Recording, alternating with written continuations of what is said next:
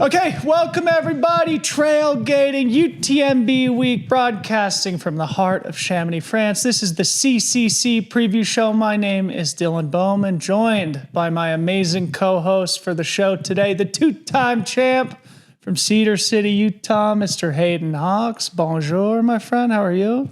Bonjour, man. Doing well. Been out here for about 8 weeks now, getting ready for the UTMB this year. Yeah. But really happy to be on the show and talking about CCC, a race that I love and probably maybe my favorite race ever, to be honest with you. Yeah. So we'll get into your history here with the event. And of course, we're also going to do a pre-race interview for UTMB. We'll post that separately. So our audience will probably have already seen that by the time this show will come out. If not, go watch that.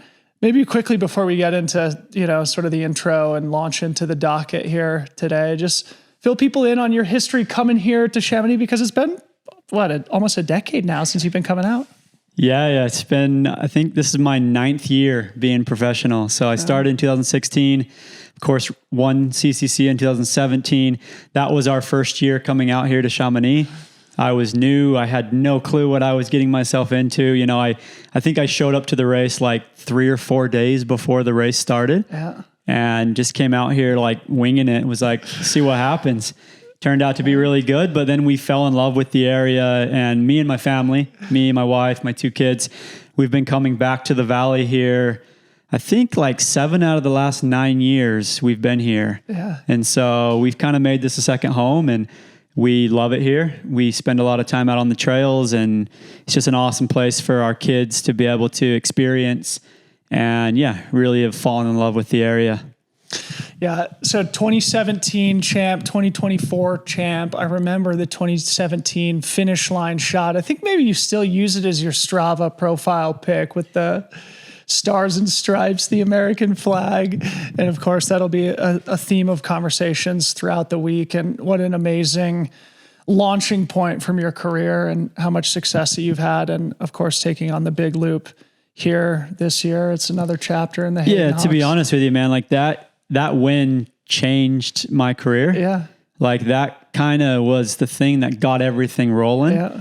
And, I owe a lot to this race. I owe a lot to that win, because like I wouldn't be here today if it wasn't for that. Yeah. And it's definitely special to me. Like I was actually watching, if people haven't seen this, it's pretty good. I was watching the new docu-series called The Kingdom about the Kansas City Chiefs on ESPN. And Andy Reid in there, he talks a little bit about how you have to cherish those moments when you're on top of the world, or like you're the best at something in the entire world. And honestly, like I've been trying to like think, I've been thinking a lot about that. Is like in 2017, I don't know if I cherished it enough because it took me 7 more years to win again. Yep. And so like last year in 2024, I really cherished that moment, and it's got me thinking a lot. What Andy Reid says is like, you got to cherish those moments when you do win these races, when you're on top, when you get those feelings, and like those things can kind of motivate you and get you going for future races. And it really helps you get through a lot of hard times, different things like that. So like I definitely cherish those 2 wins, but definitely it was a long time, that 7 years in between. Yeah. Wise words from Coach Andy Reid. But anyway, thank you for doing the show here today. Of course, having a 2-time champ to preview the 2025 CCC. We couldn't be happier. Couldn't have a better voice of authority on the subject. Before we launch into it, just a few housekeeping items for our audience here. A big thank you to Hoka. Check out the new Mafate 5. Actually, Hayden's rocking them right here in studio, Hoka.com. We'll talk more about that later. The team behind the scenes, we've got Mr. Ryan Thrower on the 1s and 2s, being joined by our good friend, Mr. Brett Jorgensen, also on the team here all week. And of course, Harmony Bowman, who is the glue that holds the team together and who has really pieced this entire week. And back home, the king of trail technology, Travis Longcar, head of our advanced analytics department. And speaking of which, make sure you go to fantasy.freetrail.com, check out our new analytics feature, hit the stats tab, and then go down to analytics. Check out what Travis has made for all trail fans to follow along throughout UTMB week. Takes a whole team to put this together. Hayden and I have the easy jobs here, but thanks to the whole Freetrail team behind the scenes. While you're here, subscribe to the channel, please. We would really appreciate it. We're going to be doing tons of shows all week. Of course, today's the CCC preview with Hayden. Tomorrow, we're doing the UTMB preview with Sally McRae, maybe some other special guests. Tuesday, we're doing our prediction show with Corrine Malcolm and Keith Byrne. Wednesday and onwards, we're doing post-race recap shows, starting with TDS and then OCC, CCC, UTMB, etc. So, of course, stay locked and loaded. Make sure, if you haven't yet, go get your fantasy picks in. We're picking 10 deep for OCC, CCC, and UTMB. Of course, all three are the world final events for the UTMB World Series. All some of the deepest, most international fields that we see all year. Of course, this is the culmination, in a lot of ways, the Super Bowl of trail running. All three events, we're picking 10 deep, so go get your picks in. We've got fantastic prizes on the line for that from our good friends at Hoka. Anyway, thank you to Hoka, and also thank you to Red Bull and Sun God for the first time. We've got 2 more supporting partners on the show. Red Bull now playing in the trail category. And of course, Sun God, that we do great work with them, both at Freetrail and yourself, Hayden. So thank you to our partners who make our coverage possible.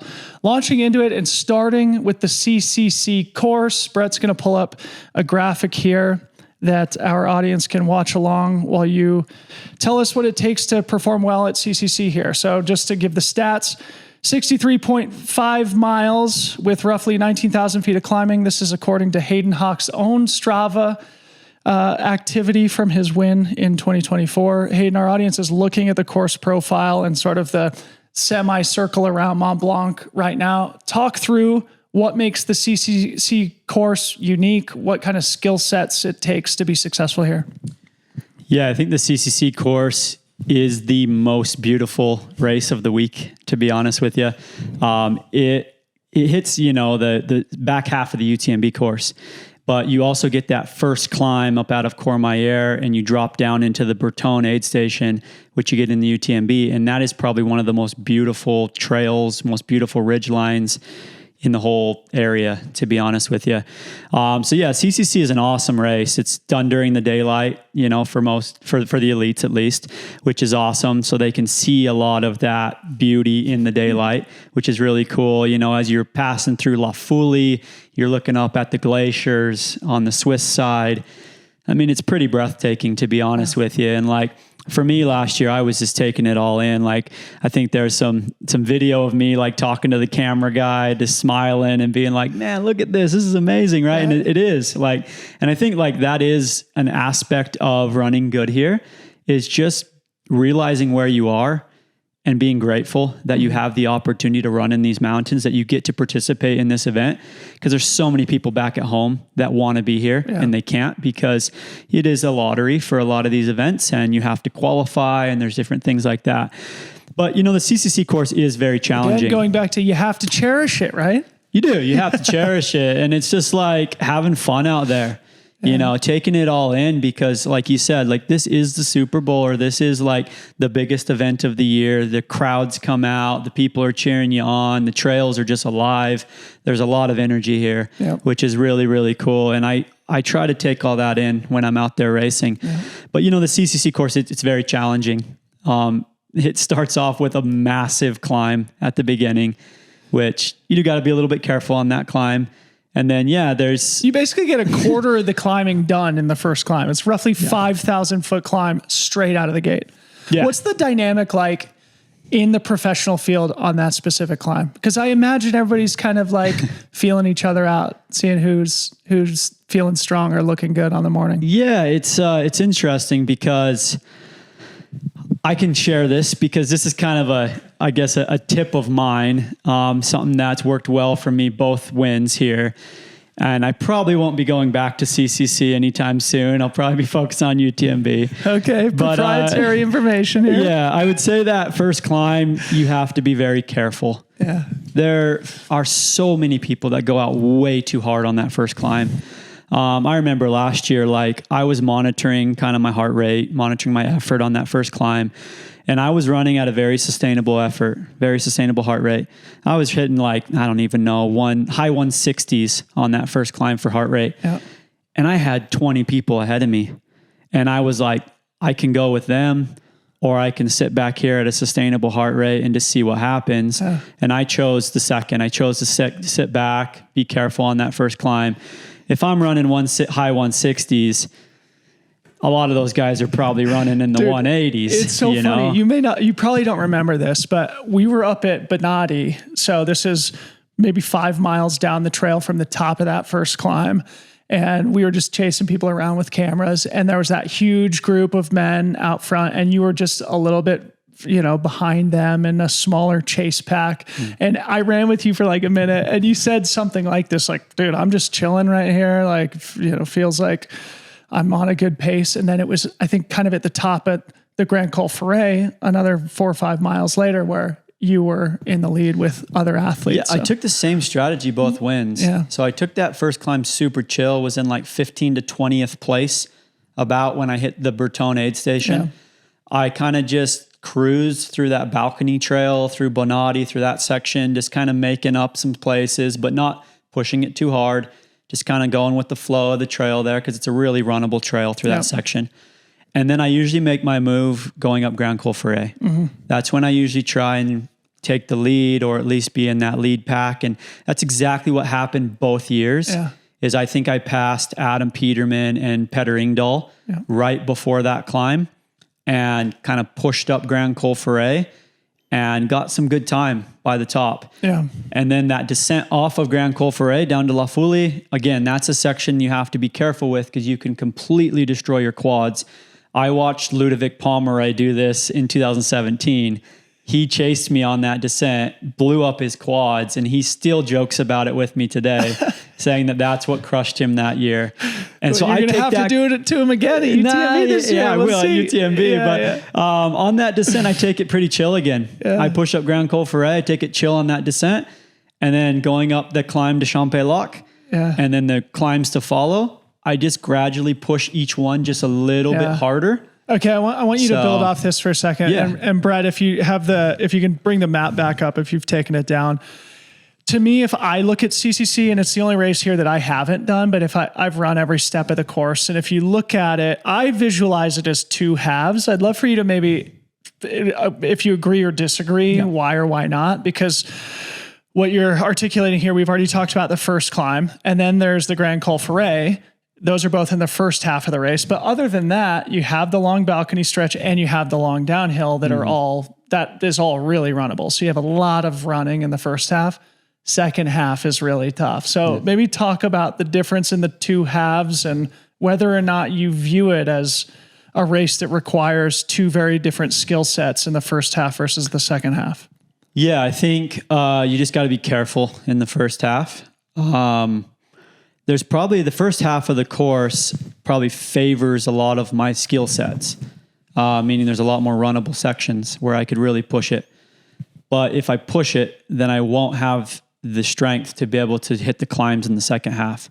So my thought has always been the race doesn't start till Champ-Lac. So all the way up to Champ-Lac, I'm keeping it pretty chill, being under control, taking care of myself, doing the little things. And then that second half is like, boom, boom, boom. This is where the race starts. This is where I go. I push those climbs, and I just try and get more time on each climb to come. So I'm remembering now in our champions interview after your win last year, we were talking about that critical moment at La Folie where you stopped at the water trough, the European water fountain, instead of going a little bit further to the aid station to fill your bottles there. And that's where you got the critical separation. Yeah. Maybe talk about any, I don't know, tips or tricks, or if there was anything, that you've learned by doing the race a couple of times and having spent a lot of time on the course that you think, because it is coming down to these smaller and smaller margins, these really specific moments where the races break open, or when somebody can get the piece of separation that ends up winning the race. In your case, that water stop may have been the moment. last year? Yeah, I mean, I know the course really well. Like, I've trained a lot on the second half of the course. You know, we stay pretty much on the second half of the course. So just knowing the water stops, knowing where you can get water, knowing where you can get wet and take care of yourself is super crucial, especially last year. Last year was a really hot year. And so getting wet and staying cool was really crucial for me. And like, I had done a lot of workouts on those climbs on the second half of the course. So I knew kind of where I needed to be. I knew if I hit these certain times on these climbs that the race would be over, like I'd probably win. Yeah. And so I just kind of targeted those things. And like, I don't want to give all my tips away because there's some of these tips I'll definitely use at UTMB, but there are some, like, I think you just have to be out here and you have to get specific. I was actually talking, I think it was with Dan Jones yesterday about this when we were out on a run.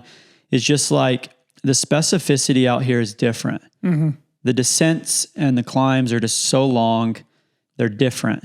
And you need to train your quads. You need to train your muscles to be able to handle that constant pounding, you know, climb after climb after climb and descent after descent after descent. And so like, I do think it's important to either come out here and train or be in an area where you can mimic that. Yeah. And you, like, there's just not a lot of ways to do that, to be honest with you. We'll talk about that throughout the week, but that has been more and more a trend where athletes are spending a month or more in some cases. And I mean, even the athletes who can't come for that long are coming for a couple of weeks at least, and at least having that sort of like earlier phase of adaptation. But I think you're right. And that's probably one of the reasons why, especially on the men's side of UTMB, which we'll talk about in a different show, it's been so dominated by the French, you know, because of the specificity. Anyway, you mentioned how it was really hot last year. Let's spend a couple of minutes on the expected conditions of the race this year. Of course, it can change here in the days in between where we're recording and when they actually take off. Again, it starts at 9 a.m. on Friday from Courmayeur.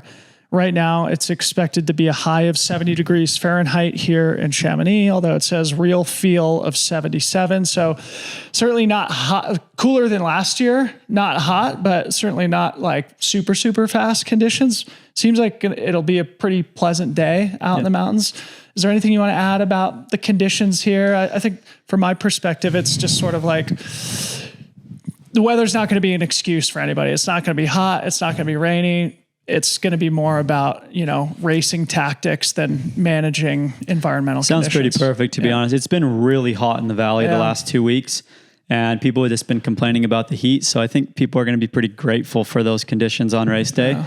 And that should lead to some pretty good times, especially if the course is dry. Like, I've experienced both conditions. So the year that I won in 2017 was actually a very cold year, and it rained on us almost the entire race. So I got to experience that. And then last year it was really dry and hot, and I got to experience that. So you got to be prepared for anything on this course, because the weather can change just like that. The course, you know, presents different challenges if it's wet or if it's dry. But yeah, like, I think this year is going to be pretty ideal, to be honest with you, which is exciting. One of the things you and I were just talking about that I think is relevant for the audience, and especially people who have never been here. Of course, CCC, again, it starts on the Italian side of the mountain. The Italian side is known as the sunny side. So you start there in the morning. Usually it gets warmer on that side, but by the time the leaders are around into the Swiss side and then the French side, you know, in the heat of the day, you're in the territory where it's more likely to have precipitation, and generally where temperatures are a little bit cooler. But that's especially also interesting at UTMB, where on the Italian side, you guys are running it at night. But anyway, just kind of a unique facet of UTMB, and that, like, here in Chamonix, the weather forecast is one thing, but it can be very different on the, you know, different corners of these courses. And you got to be prepared for everything, like you said. And that's one of the reasons why UTMB probably pioneered the mandatory kit, is because you can confront all four seasons out there. All right, so let's start talking about the actual competitive dynamic here. I think I want to start with just quickly touching on prize money, and then we'll talk about nationalities, and then we'll talk about like some of the specific characters.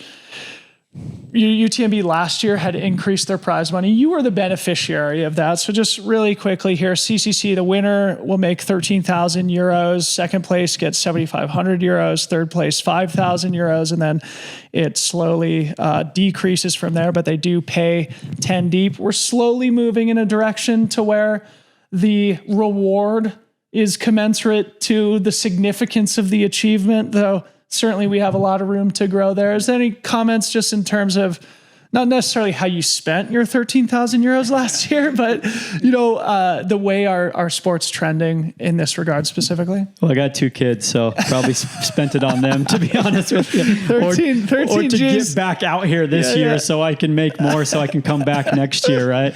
No, I mean, it's cool that like when I first won CCC, there was no prize money. I didn't make much at all, to be honest with you. And then last year I made a pretty good chunk of change and was pretty happy with that. So, but yes, like you said, we're always wanting it to grow. And I think it deserves to grow and get bigger and bigger every year. Just what these athletes are putting their bodies through to get here. This is like the culmination of their entire season. And a lot of people don't even show up healthy and then end up having to fight injury and stuff after as well, just because they're training so hard to get here.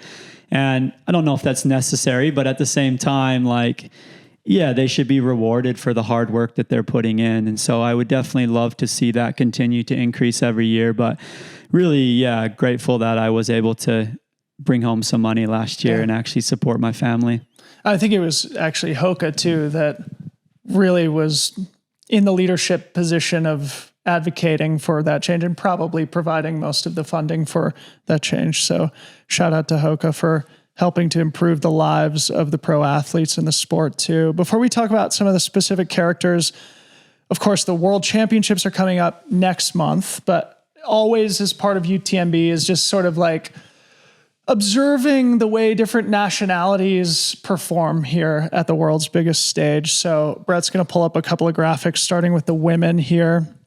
And what our audience is going to see here, Hayden, and you haven't seen this yet, is just of the top 50 ranked athletes by UTMB index on the women's side of the field. How is that broken down via nationality? So just listing a few stats here for you. The United States occupies 20% of the top 50. So 10 of the top 50 female athletes in CCC are Americans. The next closest, there's 3 countries with 5. That's Spain, France, and China. China has 5 of the top 50 ranked athletes. Then it's the UK, Poland, having 4 and 3 athletes respectively. And then South Africa, Norway, Italy, Germany all have 2 athletes in the top 50. And then there's a bunch with 1. Just comments on the internationalization of this race. And I don't know, maybe any comments on the depths of the American women here who, like I said, have 20% of the elite field. Yeah, I think like this race, we've had a lot of success with Americans at this race, both on the men's and the women's side. Of course, we know Zach Miller's won this as well. Claire Gallagher's won this. There's been a lot of really good American athletes that come here and have had success on this course. I think it runs very similar to maybe some of the courses we're more familiar with in the US. Like I actually think Western States and CCC is a great double because the specificity of the training is very similar for both.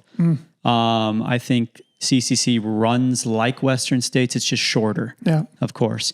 I think you're seeing that, the Americans are definitely drawn to this because of that.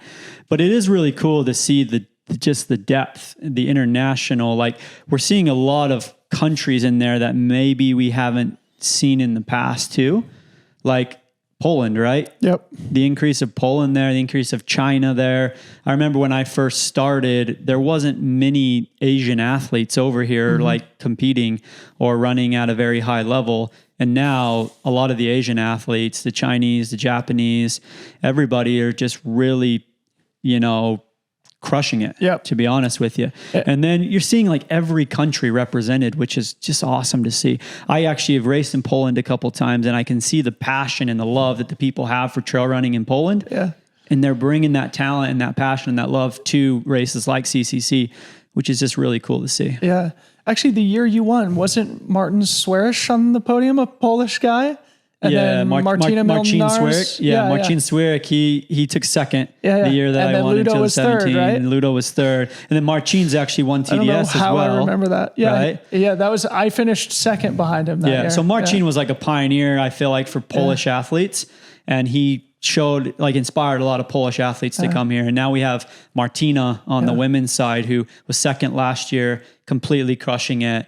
She's just an animal, to be honest with you, and she's going to be another contender this year. We'll talk about that. But yeah, it's really cool to see the international depth, and I think that's only going to continue to increase as the sport continues to grow. Yeah, so cool. All right, Brett, if you could bring up the men now too, we'll touch on them here briefly. So Hayden, what our audience is looking at here, same thing. Top 50 athletes by UTMB index for the men, broken down by nationality. France is in the pole position here with 11 of the top 50. Then the USA with 9. China with 8 of the top 50. So interesting. Spain and Italy with 4. And then UK, Poland, Norway, Austria, all with 2. Then a bunch of countries with 1. Anything you want to add here? Of course, France in the pole position here. We've already mentioned China, USA also sort of like up there as one of the most deeply talented countries in the world. I mean, makes sense with France, right? This is their home. You know, they love it here. And we see the same thing in the Tour de France. The depth of the French athletes in the Tour de France is just crazy. But yeah, it is really cool to see just every country bringing their top athletes to these events. I'm really excited. I'm actually going to be racing in Asia this fall. I'm really excited to go over there and experience more. Is this breaking news? Well, I mean, I've raced there before, but like, what are you doing? I'll probably go and do the Chiang Mai, Asia Major over there, and maybe throw in a race in Hong Kong as well. I haven't really raced much in Asia, but I'm just really excited to go over there and experience the competition over there and see what it's like because we got some amazing athletes coming from Asia. And like, there are a lot of UTMB World Series races popping up in Asia too.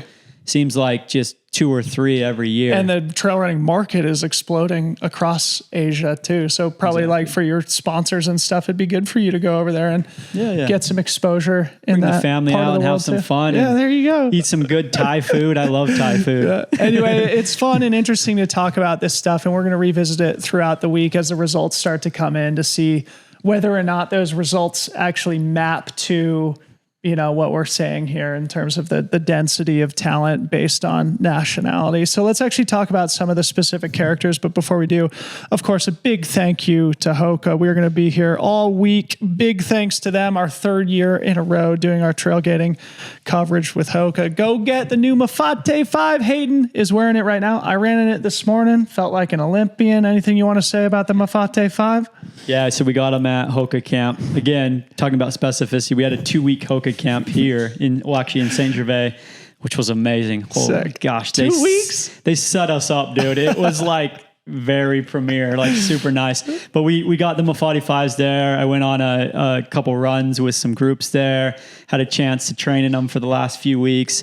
Awesome shoe. Yep. Like it's super cushioned.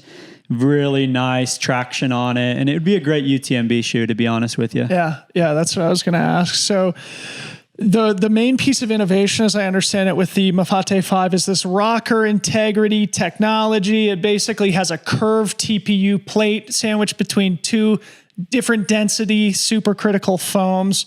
Effectively, the idea is that it maintains that rocker shape for longer and longer. So even as you put hundreds and hundreds of miles, or when you're 80 miles into UTMB, your footwear still feels that, flow and pop that you get from the rocker shape, the supercritical foams, and the plate all combined. Of course, the Vibram Mega Grip also really great mountain running shoe. So a big thank you to Hoka. Go check out the Mafate 5 at Hoka.com.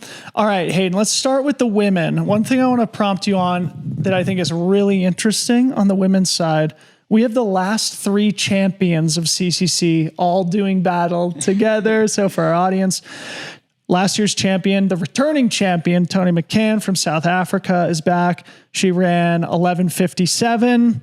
maybe eyeing a course record here this year. That course record is held by the 2022 champion, Blandine Lahirandel, who is back. She won the Mont Blanc 90K most recently. And then Ingvild Kaspersen, also here, the 2023 champ. Her PR on the course is 11:51.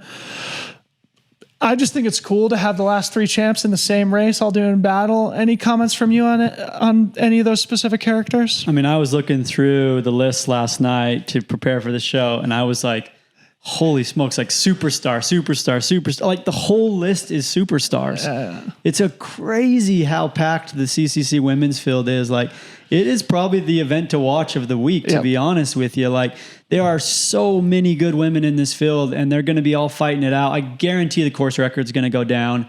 And yeah, like, it'll just be really cool to see them out there and see who comes out on top. You think course record it's no brainer? So Blandine's time was 11:40. So 17 minutes faster than Tony last year, 13 minutes faster, 11 minutes faster than Ingvild in 2023. You're confident 11:40 goes down? Yeah. So Blandine was 2022, right? Yep. Yeah. That was the same year Petter set the men's record. That was a really cool year. Yeah, fast year. The temperatures were perfect. Yeah. Right? 23 and 24 were hot. Were very hot. Like, last year was one of the hottest years ever, I think. So like Tony, 17 minutes, that could have just been the heat, to be honest with you. Yeah, I do think, especially with the course record holder in the field and the temperatures looking like they are, 100%. I think it will. And the depth of competition, as we've just mentioned, as we'll continue to talk about here. What a fun storyline, though. The last three champions all duking it out at CCC. Again, it's going to be really fun to watch, but certainly not a foregone conclusion that any of those three will win. Let's talk about Martina Molnarczyk and Fuzhou Zhang, your two Hoka teammates. I'm sure you have a little inside intel just based on your relationship with them. Martina dropped out at Western States. Fuzhou got second place again. You said the Western States CCC double is maybe the better double to do. Share any perspective you have on that? And like, maybe Martina dropping out of Western States was a good thing because it saved her for CCC. She did do the Monte Rosa 50K over in Italy in July and crushed that, completely crushed. So it shows she is fit. And, we saw her at Western States. She was leading the race. I think I was at Devil's Thumb, and she was like, had a pretty solid lead at Devil's Thumb and looked really good. I think the heat just kind of got to her, but maybe with the cooler temp, she'll be okay. She was second at CCC last year, and she's fairly new to this sport, but she is focused. I mean, laser focused. She's fit. She's healthy. I think she's got a really good shot of improving on her performance last year. And then Fuzhou, I was looking through Fuzhou's index last night. She wins everything. Yep. Like, in Asia, she literally wins everything. Like 100K distances, I don't think she's ever lost. Like, from the list that I saw. I mean, she's been second at Western States twice in the last 2 years, but I feel like that 100K distance is maybe her bread and butter. And I feel like she can really compete here, and she might be my favorite, to be honest with you, for the win. And wouldn't that be huge? Because that would be the first time a Chinese athlete would win a UTMB major. Yeah. And I know she's fit. She's healthy. She's been out here training as well. So she's gotten specific. She's ready to go as well. Martina, just note for the audience, I think you mentioned this, but when she dropped out of Western States, she had been running in the lead for roughly 50 miles at that point. So very much, I mean, probably in her mind, I don't know exactly what happened, but probably felt like a missed opportunity or felt like she was probably close to.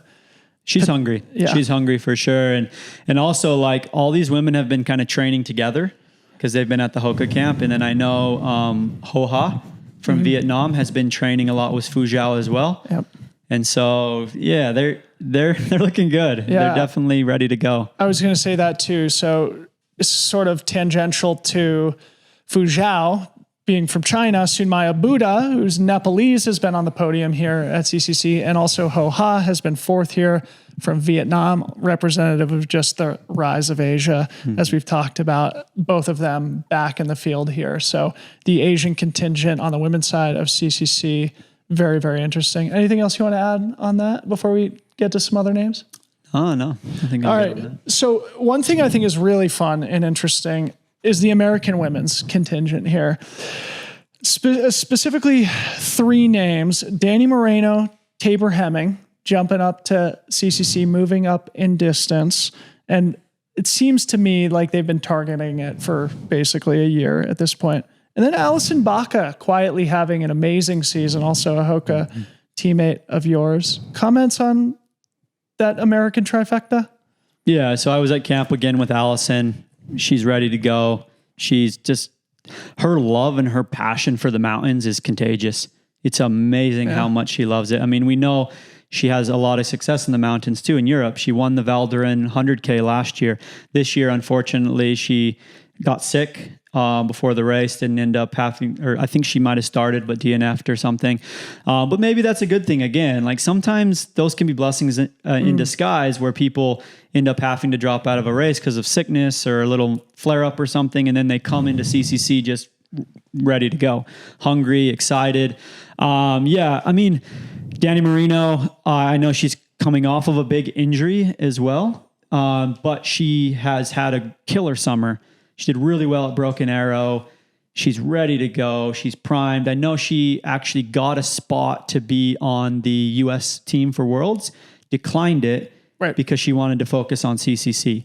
So you know she's laser focused on having a great day at CCC. Yep. Right. And then Tabor Hemming, of course, Tabor Hemming, she had a hard day last year at OCC, had to drop out late in the race. But Tabor and Eli are so focused. They're so dialed. They think through everything. And I know that she will be prepared and ready to go on race day. Yep. And it's just really exciting to see her moving up in distance and see what she can accomplish at a race like CCC. Do you think either of them will use poles? I don't think so. I will specifically ask them myself. Yeah, I don't know. Like, I know a lot. Really just for the audience, you didn't use poles in either of your victories here. No. Yeah. I don't think CCC it's necessary to use poles because you can run a lot of the climbs. Well, I can run a lot of the climbs, but I'm not sure. I know I've talked to a lot of the men about this. Most of the top contenders on the men's side are not using poles. I'd be interested to see if the women are doing the same thing. So interesting. So other American names: Lottie Brinks, Erin Clark, Mally Noyes, Beth McKenzie, all certainly have a shot also. Some other European names: Caitlin Fielder. I know she's been dealing with some issues, but I don't think she's running. So she likely won't start. Sylvia Nordskar is a really interesting athlete from Norway who could do damage here. Azara Garcia has always been very consistent on the international circuit. Fiona Pascal, you mentioned, that's sort of some of the European talent. Elsie Davis also. Davis is really strong as well from the UK. Have you ever heard of Anna Tersova, Spanish athlete? I haven't. She's the top ranked. She's like ranked 5th, I think, by UTMB Index. Okay. I'm not super familiar with her either, except for just seeing her name on a few results lists, but she's done 7 races this year, 6 victories, probably can be viewed as, one of those dark horses on the women's side. But suffice it to say, before we move to the men, the CCC women's race is one of the races of the week here.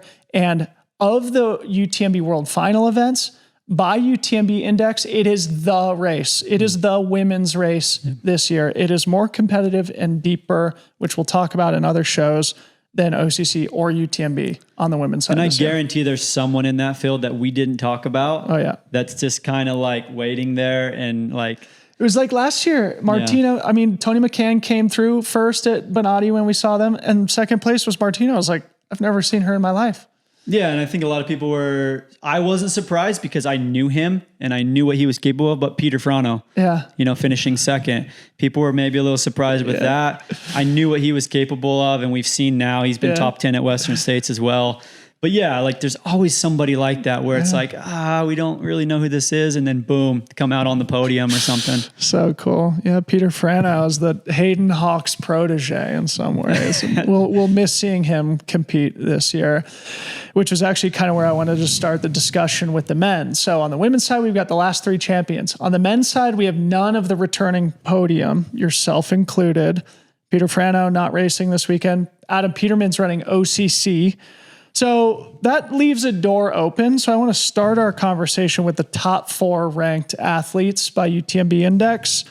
Number 1, Francesco Pupi. Number 2, Eli Hemming. Number 3, Chris Myers. Number 4, David Sinclair. I think there's a very good chance the winner comes from this quadfecta, but all 4 are really interesting athletes, I think, and all bring different skills to the table here. Comments on the top 4 here? Yeah, and all 4 are American right now. Poopy's Italian, but Poopy spends so much time in America and he races so much time in the U.S. that we'll adopt him. We'll bring him into the U.S. But anyways, no, they're all super top talent, right? They've all shown what they're capable of. I mean, Poopy's course record at Canyons this year was absurd. Yep. Like that was maybe the performance of the year in my eyes, to be honest with you. Poopy is so fit right now. I was again running with him at Hoka camp. He's ready to go. I mean, it's going to be hard to bet against that guy, especially on these trails. He's familiar with this course. He knows this area. Like he is so good. Of course, Eli, OCC champion from last year, moving up in distance. That will be very interesting.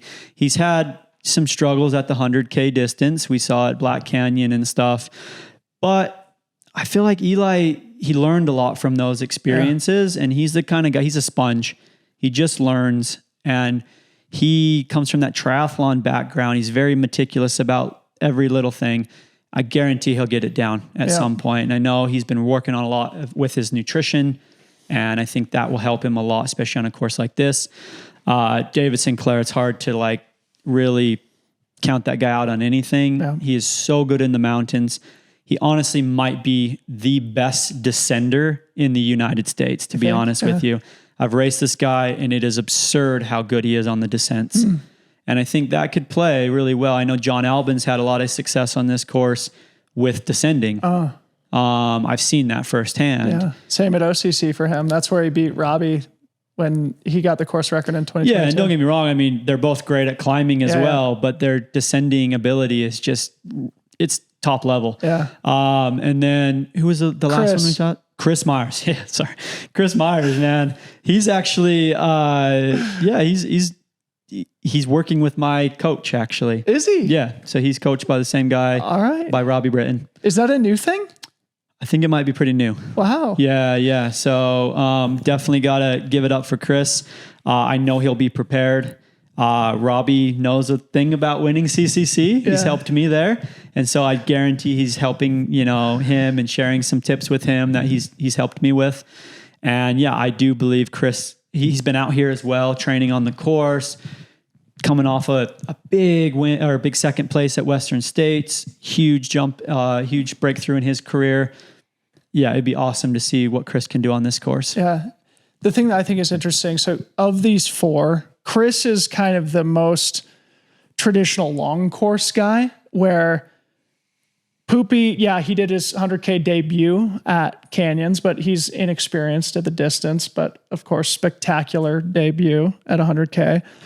Eli has run 100K at Black Canyon earlier this year, so not his first time at the distance, but also inexperienced. David Sinclair, the same. I remember he got his golden ticket, or he passed up a golden ticket at Canyons a couple of years ago, finishing second behind Peterman. So not his first 100K, but less experience. We'll remember David Sinclair and Eli had a great head-to-head battle at JFK last year where David broke the course record. Eli faded to 5th. And then at Broken Arrow earlier this summer, roles were reversed. Eli got the better of David, but finished 1-2 again. But anyway, these top Let's be honest though. Like Black Canyon, Canyons, JFK, Western States, those courses are a lot different than this course. Totally. And all these guys are kind of rookies at this distance on this course. Yep. So that will be interesting too. I know a lot of them aren't using poles. I know for a fact Poopy's not using poles and Chris Myers isn't using poles. I don't know about Eli and David. I would think David might, because I know he's used poles at like Speed Goat. And he's a Nordic skier by background, but there's no way Eli's using poles. I don't he's think a triathlete. So. He's never picked a pair of poles up. Yeah. It'll be interesting to see how they run on a course like this. Of course, they've ran shorter distances on courses like this, but that longer distance on a different style of course, we'll see. Great. Well, we're trying to get all 4 of these guys in for pre-race interviews. One last note, I just want to give Poopy a shout out here. he went into Sierra Zinal with sort of an undefeated season, just lacing everything that he stepped to the start line on. And then he got like 9th at Sierra Zinal, or he was in the top 10. He had his best Sierra Zinal ever too. Yeah. I mean, he is riding a heater right now, very much in Trail Runner of the Year contention here going into, a big back-to-back for him, because Poopy is not only doing CCC, but also he's doing the Short Trail World Championships Eli is as well. Team Italy. Yep. And so is David Sinclair. Yeah. Oh yeah. So yep. Great doubles. So these guys they're going to have a couple of chances to go toe to toe with each other here over the next month or so. All right, moving on. Some other names, a couple other, maybe let's jump to the Americans and we can do some Europeans. Americans, so aside from Eli, Chris, David, we've got Anthony Costales, Dan Green, Nick Handel, Eric LaPuma. Anything you want to add there? It's great to see Costales back, especially. So I've done some running out here with Costales, and I've actually been sharing a little bit of tips with him to get him ready for CCC. He came out here for about a month to prepare for the race. So I know he's been specific and he's fit. He's ready to go. I mean, we know what a healthy Anthony Costales can do. Yeah. We've seen it numerous times at Black Canyon, his win there, his podium at Western States. That dude, he wants to get back into Western States too. So he's hungry for one of those tickets. I think he'll be ready to go. And yeah, I definitely think we shouldn't sleep on him. Dan Green, that one's surprising to me and very interesting. I mean, Cocodona, Western States, now CCC. That's a big schedule. It'll be interesting. And dropping down in distance progressively. It's an interesting approach, but it's such a fun He's just high on personality. Life, he's high on life, and he just is taking these opportunities that he's getting. And dude, it's cool. The Andy Reid philosophy, man. You got to just cherish it. Who knows? He's got this new contract. He's riding the high from Cocodona. Finished 12th at Western States, whatever it was, 7 weeks after a 250-mile course record win in Arizona. And the dude just is so fun and easy to root for. I want to give a shout out to our buddy Nick Handel, an American guy who flies under the radar always, unsponsored, a high achiever in everything he does. He's been the top American in OCC in the past, I think finishing as high as 11th, but I think this is his 100K debut. It's definitely his CCC debut. Nick Handel's I want to give a good friend. 2 more shout outs to American guys too. Jesherin Small, moving up in distance.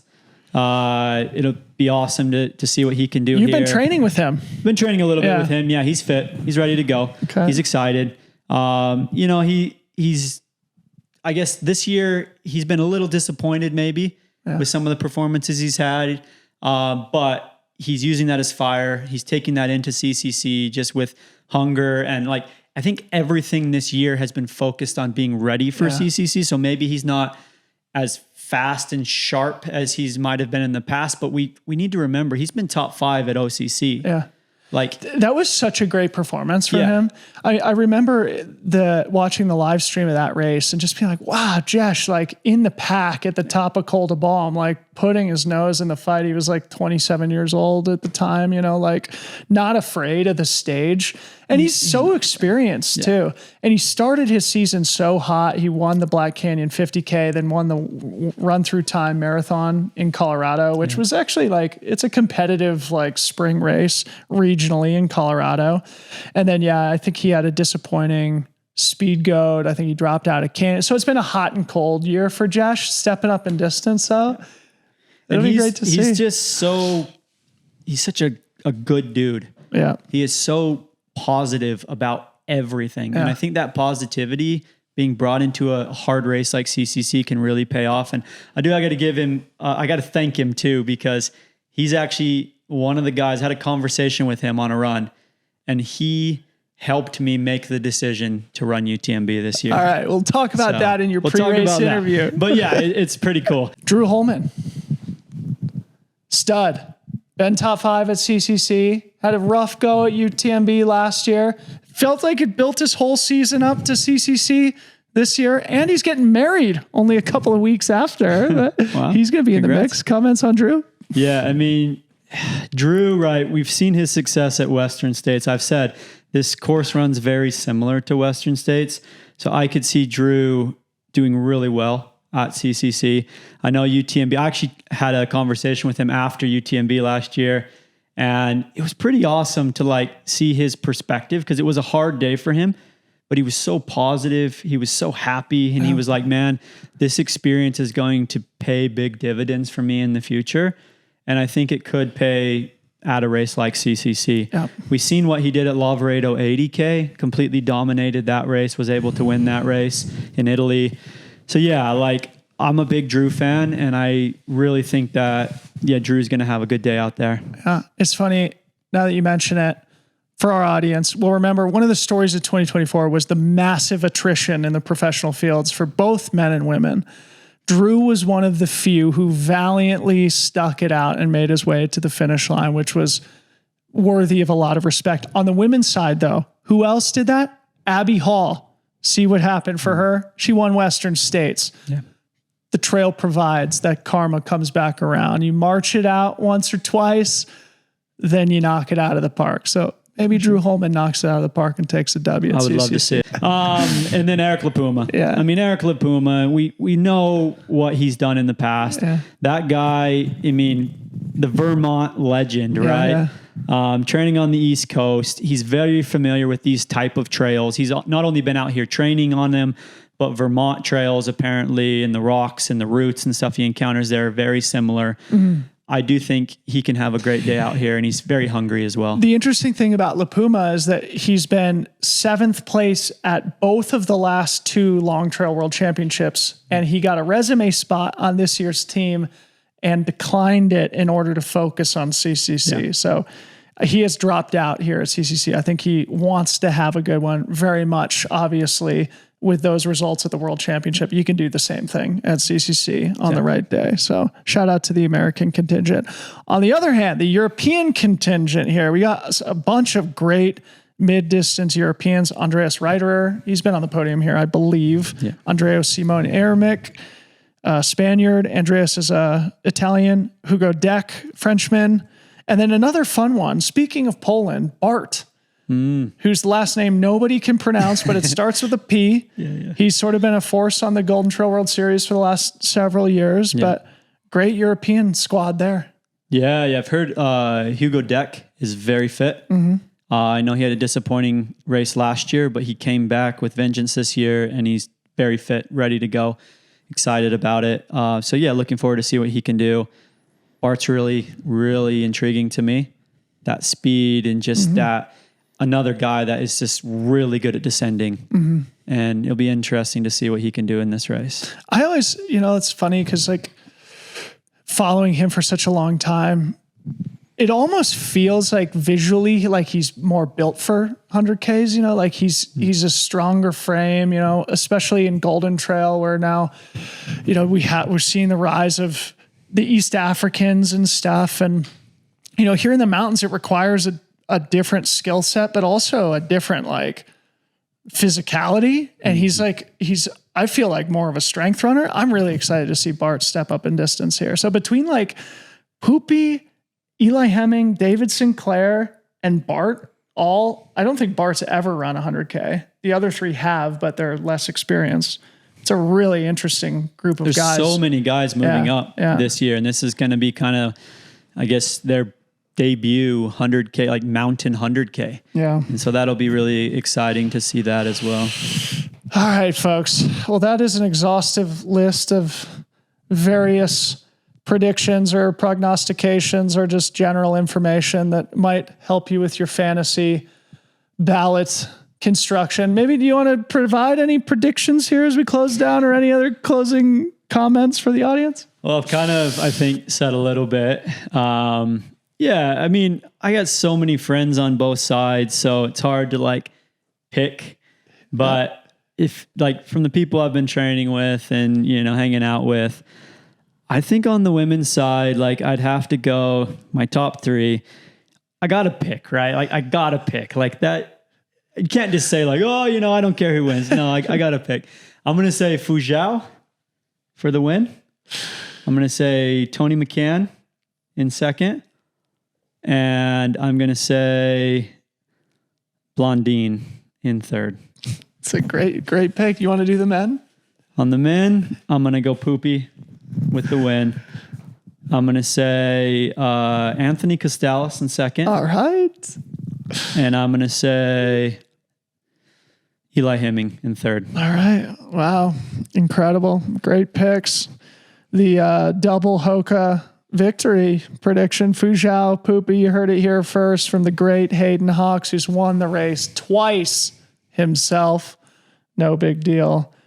Before we go, make sure you subscribe to the channel, please. We are going to be working hard all week, and we would super appreciate it if you throw some love our way. Go play fantasy, fantasy.freetrail.com. Pick 10 deep for OCC, CCC, and UTMB. Go check out the analytics feature while you're there under the stats tab. Tomorrow, we're going to be back for the UTMB preview with co-host Sally McRae. We got a lot of athlete interviews that will be up on the channel by the time this all comes out, so make sure you check in on all of those. We're going to be at the Hoka Shakeout Run on Tuesday. Are you going to that? Probably not. You got to be. No. Yeah. All right. Well, we're going to be there. We're going to be having fun.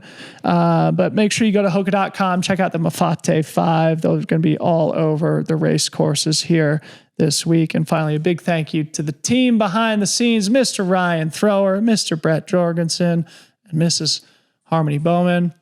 For Hayden Hawks, I'm Debo. See you tomorrow. Peace out.